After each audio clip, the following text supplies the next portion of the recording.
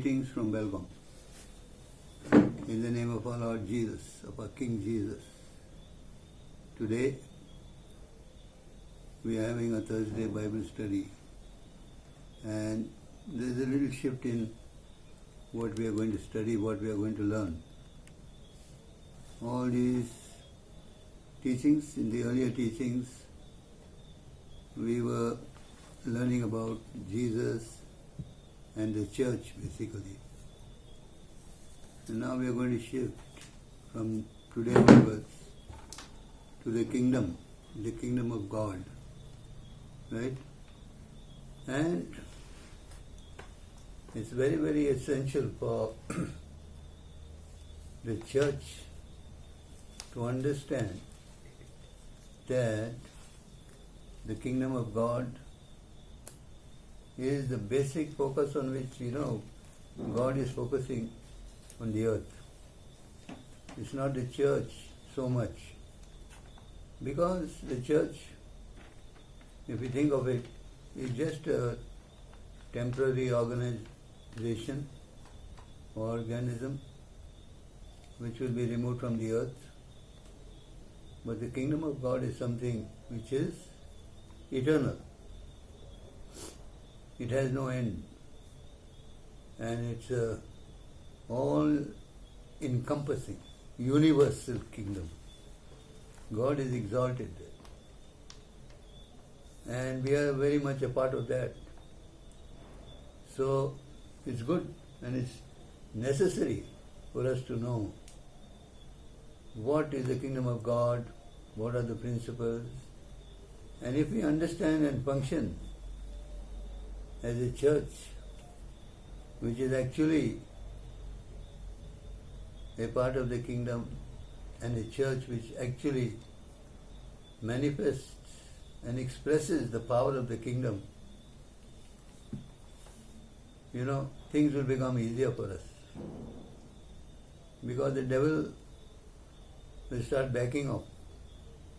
That is his back-off point. He cannot stand in front of or against the kingdom of God. He's managed to bring denominations, divisions in the church and keep people busy in church activities, fooling them that they'll go to heaven. We've got to straighten out things in our lives, in our church, and make sure that we express the power of heaven through knowing who we are in Christ and acting as a people of dominion on the earth. That itself will give us the victory, and we will function to a victory which is already prepared for us in the second coming of Jesus Christ. Therefore, my friends, it's very important for us to meditate sometime on God's kingdom. The title of my message is "The Kingdom is Coming." In fact, it's already there within us. The kingdom is within us, righteousness, peace and joy. And the conflict for the supremacy of the kingdom starts within. There's a conflict between the flesh and the spirit, and the thoughts and the intents of the heart. And therefore, God's desire for us to allow the King to reside in our heart depends on how we keep our heart in holiness and purity, taking captive of every thought and not allowing the world system to attract us or to keep us in bondage. And therefore, if the battle is won inside, and the kingdom of God prevails in your heart, in my heart, the battle outside becomes very, very easy. Let me tell you that. But understanding this concept and each one getting deeply involved to make his heart and his life kingdom oriented,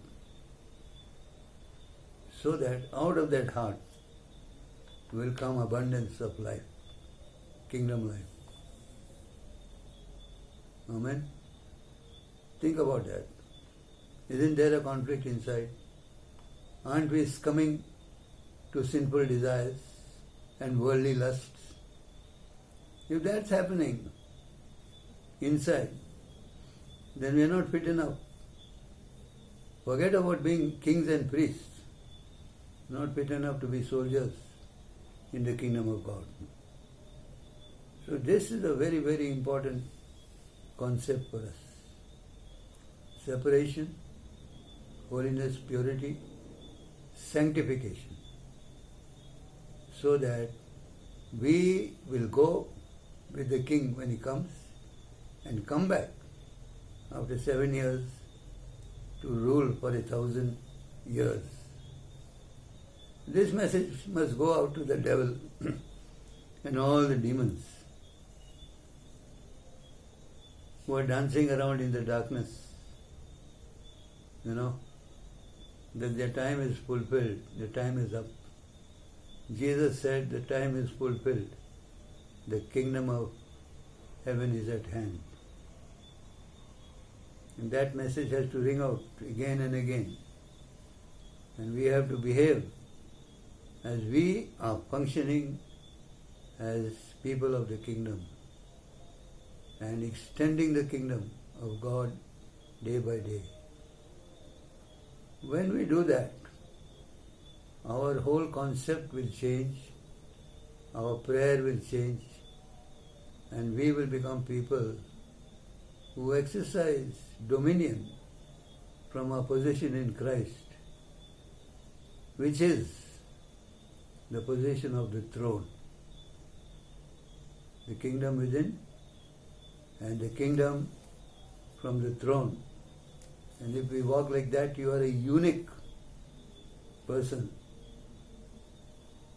And all the powers of darkness, demonic forces will flee from you. And I have been thinking about this concept, and wanting to share this. I wonder, yes, churches, ministers, people are preaching this, and this message is going out, church is being taught, but still I see the focus is on the church, the church, the church. It's good. The church has its position, its role, but the kingdom of God is the eventual and finest focus, where God is going to reign through us, and ultimately everything will be handed over to Him. Amen? So the kingdom is coming, that is, Jesus is coming, the King is coming. Jesus never refuted when he was asked, "Are you the King of the Jews?" He's saying, "You're saying so, it's right." So, the kingdom is a unity of people, believers, called out of darkness. Jesus only twice spoke about the church, but again and again he spoke about the kingdom of God, the kingdom of heaven. When he started his ministry, his message was, "Repent, for the kingdom of heaven is at hand." When he rose from the dead and remained on the earth for 40 years, for 40 days, ministering to his disciples, he was constantly speaking to them about the kingdom, because his resurrection is the resurrection of authority, power, and the kingdom. The defeat of all darkness that was opposing this rule of God on the earth. So that is why he didn't care about his enemies. All that was over in the glory of his resurrection. And that is why he said, all authority has been given to me in heaven and earth. Amen. Based on that authority, he has commissioned us to go. Go therefore and make disciples. Jesus taught us to pray, let your kingdom come, your will be done. People say this prayer, which is there in the scriptures, in Matthew 6, teaching on the Sermon on the Mount, that this is a prayer, disciples' prayer, or the Lord's prayer, or the Father's prayer. I believe this is a unique, powerful prayer of the kingdom. If you understand what Jesus has taught us in this prayer, you will realize how powerful it is. It's not to be said, repeatedly. It has to be said. When you pray this prayer of the kingdom, you have to be involved in what you are asking for. You have to be involved in the establishing of God's kingdom on this earth and establishing His will on the earth. Amen. Okay. Now, when we understand these things, it will inspire you to play your part. Satan's lies will not prevail because of the kingdom rule is so extensive, it is so powerful, and each one of us has got a role to play in that. It's not a role in the church like a choir singer or a deacon or a, usher or something like that. No. It is something great. It's something which calls for a proper anointing, proper understanding, and a proper receiving of the revelation of you being washed in the blood of the Lamb and being made a king and a priest unto God. There is a purpose and there is a power behind that. So, study, receive, act on what you learn, and you will see things changing in your life. If you start behaving like a king, and then kingdom attributes of a king will surround your life. You will find the atmosphere becoming changing, and you will find yourself walking in dominion and authority. All the negative aspects of hardship, poverty, etc. will just break. And there will be no weapon that can stand against you. Because you're not a soldier in this kingdom. You don't have a gun or a bow and arrow. You have a scepter. You will decree something and it shall be established unto you. What can you see? What is the church telling you about the vision that they have?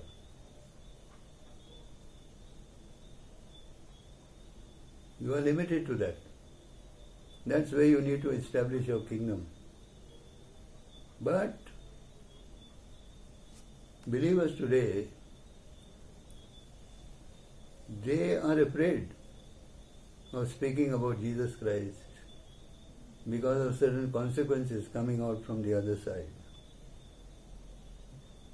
Accept your role in the kingdom of God and things will change. Amen. All of us have to do that. We are kingdom people. authority and power is given to us. We practice the kingdom principles from within our heart. We win the battle with the flesh and the world from inside. The kingdom of heaven and the kingdom of God is not like the dominion or the power of darkness, hiding people and deceiving them, telling them lies, making their flesh attractive by the world system, and then keeping them blinded from the truth of the kingdom of God. Once you receive this revelation, you become an instrument of terror to the devil and the demons. Let me tell you that. So, be prepared. Change your mindset to receive this revelation and act on it. So the kingdom of God or the kingdom of heaven is not so much of a territory issue. Where is it, how big is it, etc., etc. Because that matter is already settled. The earth is the Lord's and all its fullness. The universe is His. He is seated on the throne of the universe. So it's not a matter of territory. Yes, in that territory there is an encroacher who has encroached his territory. We are responsible to get him out legally and through the power of heaven, to push him into a place which is called the abyss, where he will wait. He has no liberty on God's soil, on God's kingdom. So, as I said, it's not a matter of the area or the parish or the territory. It is a matter of the rule itself. God is ruling. Amen. And He is ruling over what He created. He is the King of the universe.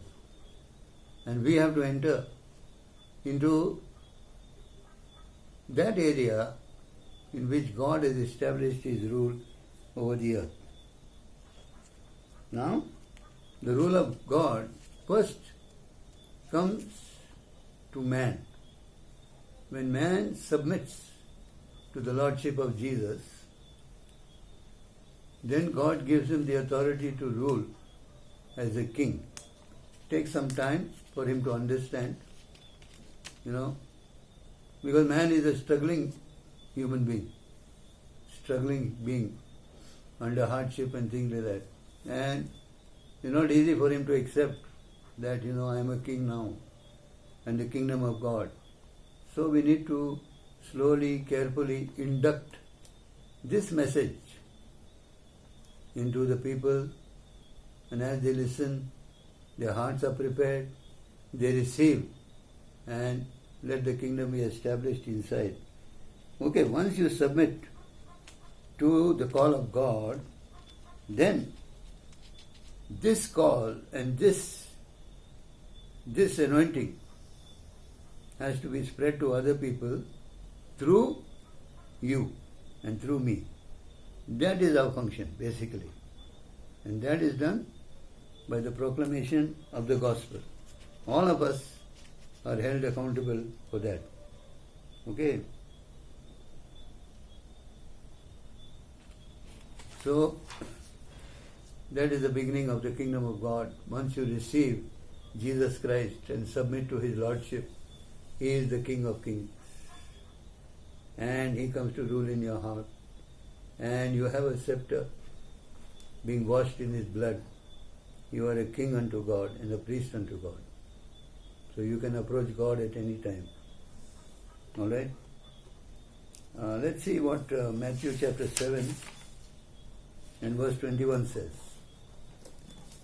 Let's go to the Gospel of Matthew chapter 7 and verse 21. Okay. Here it is. Not everyone who says to me, Lord, Lord, shall enter the kingdom of heaven, but he who does the will of my Father in heaven. You see, Jesus is saying, you get connected to me and you say to me, Lord, Lord, Lord, all the time. These kind of people, not everyone who does that will enter the kingdom of heaven, but he who does the will of my Father in heaven. The primary focus on God's will for man here is his salvation and submission to his Son Jesus. Thereafter, receive the anointing of the Holy Spirit and continue your life of sanctification. Amen.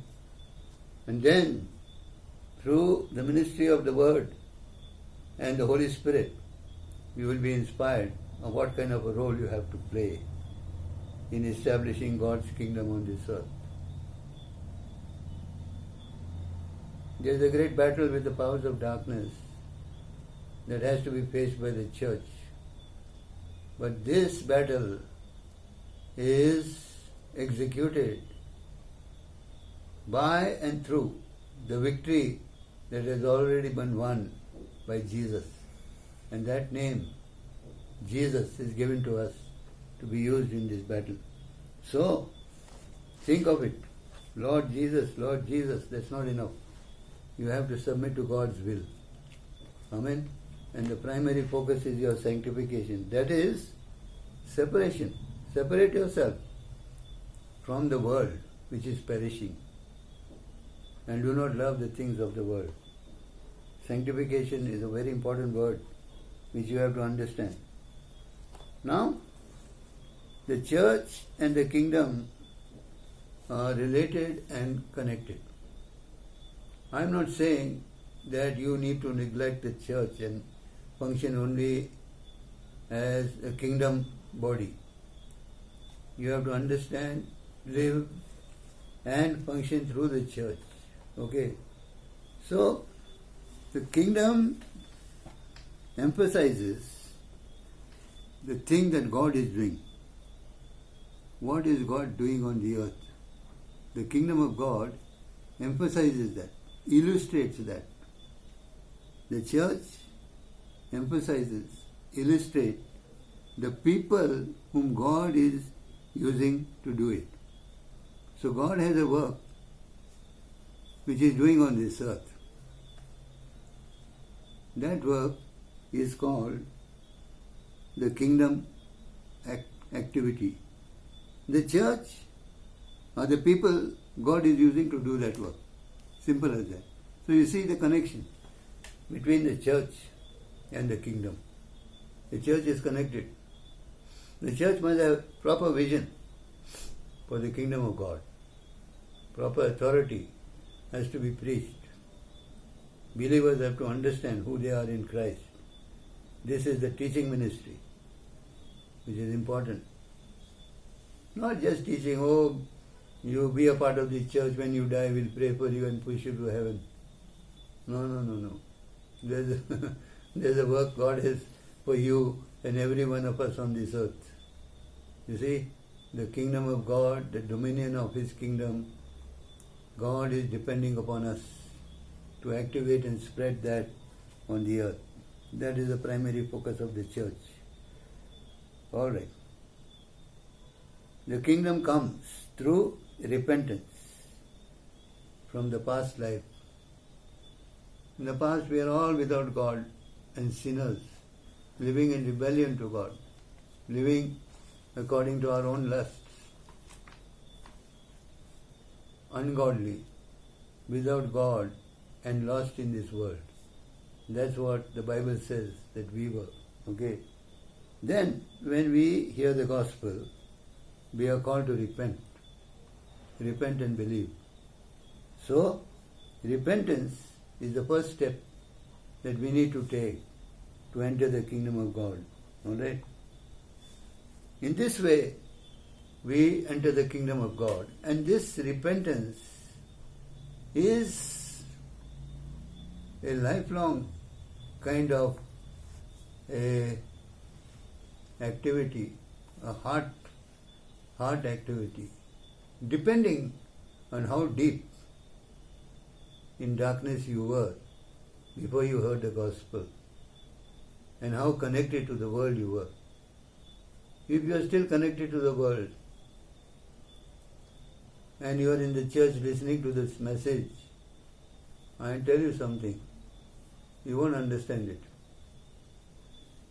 Your heart has to be prepared to receive this truth. Amen? So, repentance is the first step. Okay? And enter into the kingdom of God. Colossians 1:13 says, God has delivered us from the power of darkness and translated us into the kingdom of God, Son of His love, into the kingdom of the Son of His love. Okay? So we are delivered from those dark spirits which were in the world. They are still dancing in the world, waving at us to come back. We are delivered from that. That bondage of sin is broken over our lives. And we are now under the authority of Jesus Christ. The coming of the kingdom is the making of the rule of God effective in the lives of men.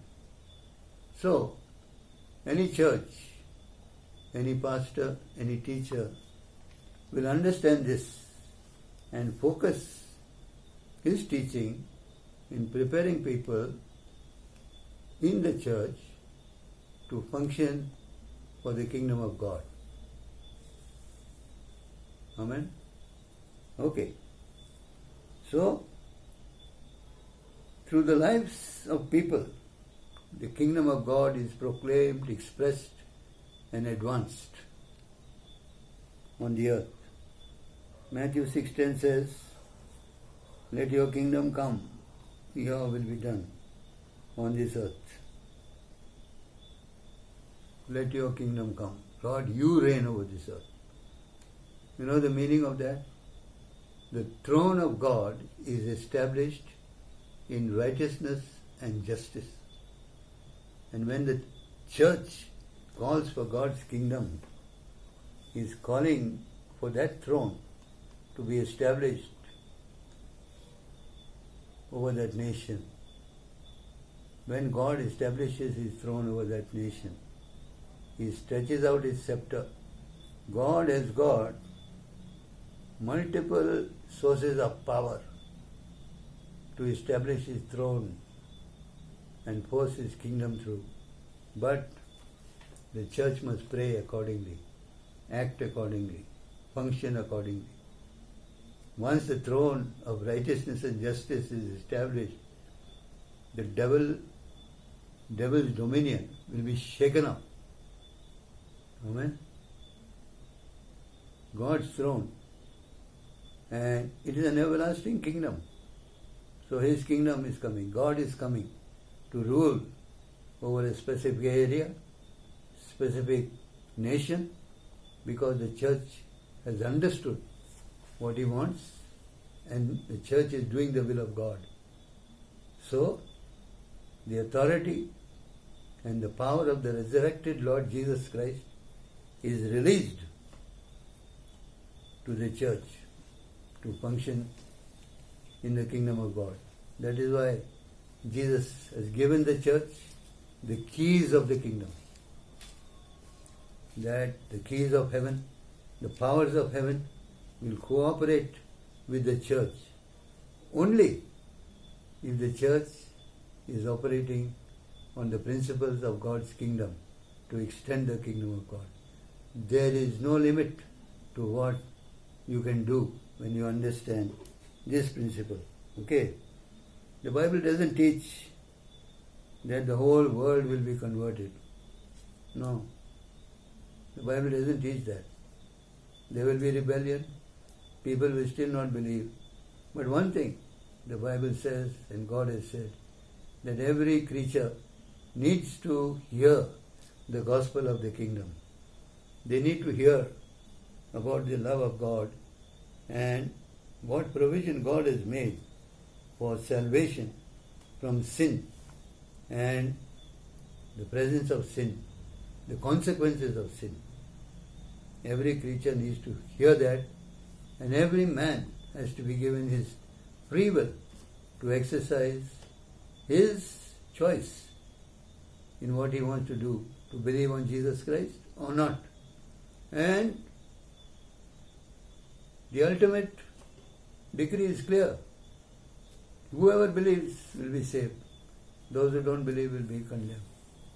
We respect the will of the human beings, but there is no question of forcing people to come into the kingdom of God. It is done through repentance and free will, confession and proclamation of the Lordship of Jesus. Alright? Okay. So, the church, therefore, when it catches this picture, when it receives this revelation, the church, wherever it is, however small it is, becomes a formidable force on the earth. Okay? It becomes the most powerful movement on the earth. And the crowning victory of that church is the return of Jesus Christ for that church. And then, after the 7-year reign, the second coming of Jesus will be established for a 1,000-year reign.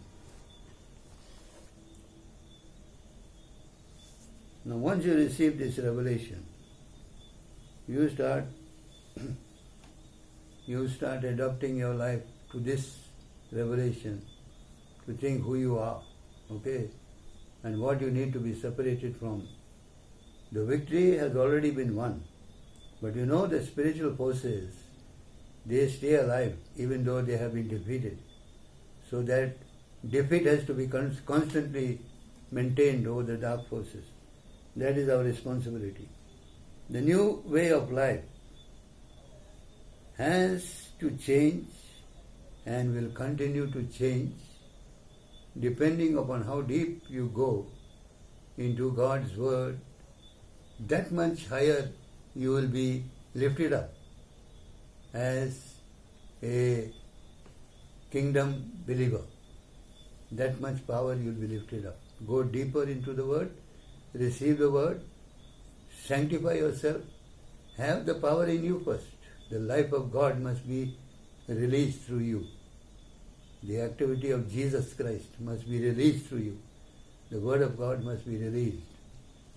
So this secret sin, the secret heart's desires, all these things are known to God. You may think you are hiding from some people here and there, but the darkest part, that's why God says, the heart of man is desperately wicked. Who can know it? God looks at your heart. For any principle, any authority, an appointment in the kingdom, God is looking at your heart. So check out your heart. So things will change in your life. Practices, habits, ambitions, attitudes. Okay? All these things will change. They will drop off. Okay? As you allow Jesus to rule from within you. God's kingdom is not negative. It is totally, completely positive and powerful. Okay? We are known because of what we do, not of what we don't do. Okay, this person doesn't do that, so he is a good person. No, what does he do? We are known by what we do. Our life is an active life. Once again, the kingdom of God is righteousness, peace and joy in the Holy Spirit. In the Holy Spirit. The Holy Spirit comes to establish righteousness in us once we repent. The righteousness of Jesus is given to us as a gift when we believe on Jesus Christ. That is the greatest thing that can happen to you or to me, and we have to treasure that gift, okay, and not defile it by the evil age of the world. Righteousness, peace We have peace with God through the blood of His cross. Okay? Once we have peace with God, we don't have to be worried about making peace with man. It comes automatically. The very ground that you stand on will rejoice because you are a man and a woman of peace with God. Your rebellion is over. That ground will rejoice, and the curse on that land will break because you are a son of God. Peace, joy, the joy of salvation, the very joy of God will rule over your heart. No man can take this. These three emotions you can live your life. Righteousness. It's a great gift. Okay? Because God's throne is established in righteousness. You are a throne member. So you can reign through that gift. Peace and joy. Okay? Peace through the blood of the Lamb and joy. The joy of salvation. What God has done for us. Amen? The world does not have these gifts. The world doesn't have this. They cannot strive for it on their own. But they need it. They are unaware. Okay? These are the qualities that please God and are approved of man. Even when man sees a kingdom person, sees the righteousness of that man, and looks at the peace that he has, and the joy of his salvation, the world starts getting thirsty for a life like that. That is why we are a light in this world. Let us turn to the book of Romans 14.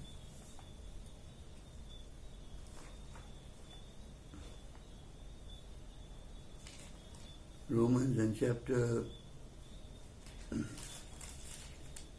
14, verses 17 and 18.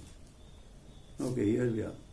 The kingdom of God is not eating and drinking, but righteousness, peace and joy in the Holy Spirit.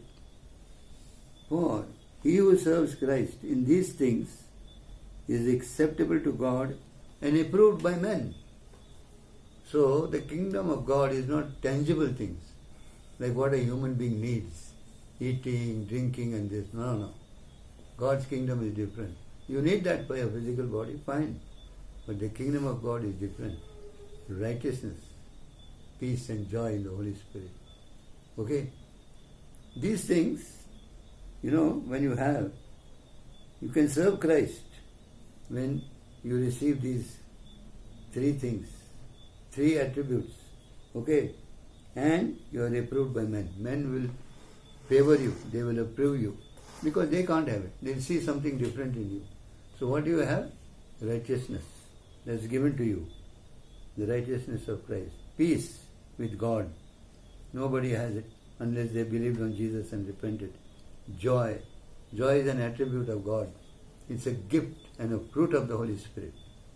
In the Holy Spirit. The Holy Spirit establishes you in these three things.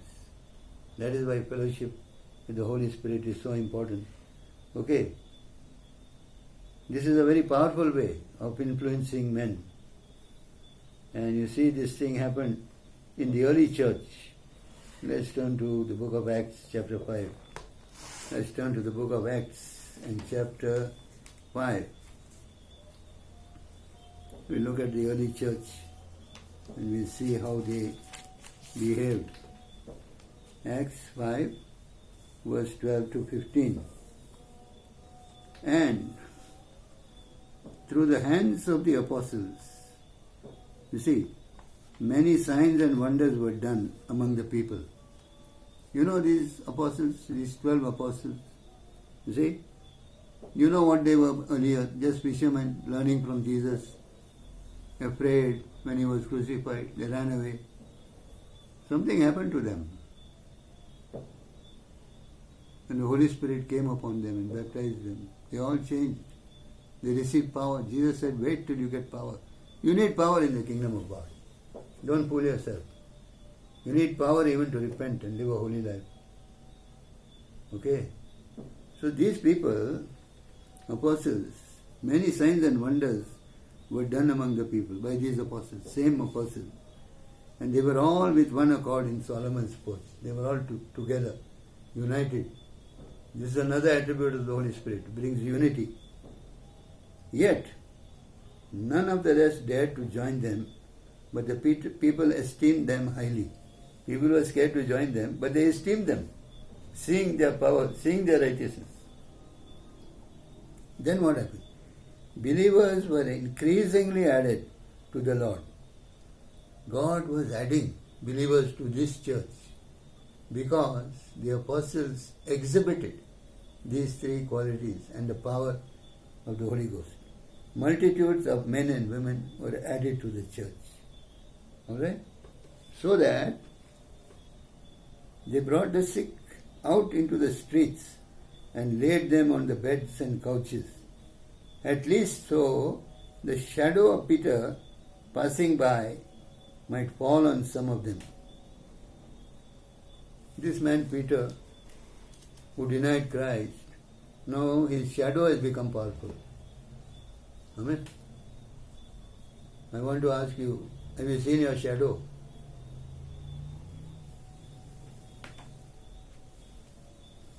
This is why the Bible says, those who live under the shadow of the Almighty, you have power. Abide in the Almighty God. Shadow. Even the shadows had power. People are getting healed when the shadow went over them. That is a kingdom attribute. That is why the church is not exhibiting these powers now. Somewhere, some corner it happens. But the church, they feel they are a church. They don't want to show that they are people of the kingdom and the king is dwelling among them, in them, and they are separated. They have won the victory of the cross in their lives, in their hearts, and they are expressing it outside now so that multitudes can be added to the church. I face facts that we are a struggling church because we haven't caught the real principles of what God wants to do through us in these last days. Okay? So, witness and speaking boldly is another aspect. Bold speaking, boldly speaking, another aspect of the church in connection to the kingdom of God. The boldness that you need to have, telling others what Christ has done, is the responsibility of the church. The Holy Spirit was given to us to have this power. Acts 1 verse 8. Wait, Jesus said, till the Spirit of God comes upon you, and you will receive power to be my witnesses. You will receive power to be my witnesses. Judea, Samaria, Jerusalem and the rest of the world. That power is required, my friends. How can you live a powerless life? A life without a scepter. A Christian who is all the time praying, crying, praying, crying. Amen. Pray for this boldness. In the book of Acts, chapter 4, we find these people, Peter and John, after they healed that man who was lame, they were persecuted. These Pharisees, they didn't like this kingdom of God power. They didn't like this healing and, casting out demons, etc. They didn't like that. So, they caught hold of that man who was healed. He was healed. He was blind from birth. So they were asking him a lot of questions. Acts 4:29 to 31. Let's see that. Acts 4:29. So they were praying because they wanted boldness in the situation. So Peter and John prayed, Lord, look upon their threats. People were threatening them not to preach in the name of Jesus. And grant to your servants that with all boldness they may speak your word. Grant your servants, in spite of these threats, grant them boldness to speak your word. Then he says, by stretching out your hand to heal and that signs and wonders may be done through the name of your holy servant Jesus. Why? Because they recognize, realize the power of the name of Jesus. Today the church, you are trying to run on your own power, on your own qualifications. The name of Jesus is a great power. Miracles can be done there. He said, do these miracles for the sake of your glory. Okay, that is a kingdom prayer. Okay. Then, and when they had prayed, they prayed like this. The place where they were assembled together was shaken. God shook up this place when they prayed that way. That's a kingdom prayer. God was happy. And they were all filled with the Holy Spirit. And they spoke the word with boldness. Boldness is another attribute and characteristic of a kingdom church, a kingdom person. Okay? Alright. Now, that blind man, he had this boldness, So, he had the boldness to answer these Pharisees when they asked him, how did you get healed? So he told them that Jesus came and he healed me. And then they said, how can they heal you? He is a sinner. They will say, how can a sinner heal you? They say, Jesus is a sinner. So this man says, you may call him anything. One thing I know, this is my testimony. Once I was blind, now I see. That is boldness. Because if he could say this to the Pharisees, they had great power then. But he had the testimony of his sight being restored, a man born blind. This is a kingdom power. Name of Jesus. Once I was blind, now I see. Okay, so the kingdom of God is not a matter of eating and drinking, but righteousness, peace and joy in the Holy Spirit. If you have received this righteousness, peace and joy in the Holy Spirit, check out what aspect of your life has changed. Like this man who got his sight back, where have you changed? What is the change that has come into your life? Has there peace? Has there power? Have you overcome? What is that kingdom attribute that you have received? What are the sinful activities that broken? What is the revelation you have from the years of being a Christian and reading the Bible? What is the revelation you have? What is your commitment to the kingdom? What is your understanding of the church and the kingdom of God? Where is your change? Like this blind man met Jesus. Your encounter with Jesus has to bring change into your life. That is the power of the gospel, power of the kingdom. When you hear the gospel of the kingdom, check it out, where you have changed. I can check out my own life, where I have changed. There's a lot for me to improve on, even at this age. But a lot has changed in my life. A lot has changed. I was a man of this world, okay? And now I will say, yes, I understand the kingdom and I am willing to work for the kingdom of God. You see? I used to be in clubs and bars and things like that, smoking and drinking. The moment I received my salvation in Jesus, everything went. Everything went. You could find me in the movie hall whenever there is a good new movie. I've seen every classic movie, everything, to spend my time, because spending time was difficult for me. Now time is no problem. I go from the perspective of eternity. Amen. God has changed me. That is the power of the gospel. Please check out your life, where you have changed. What is your commitment to the kingdom? Okay?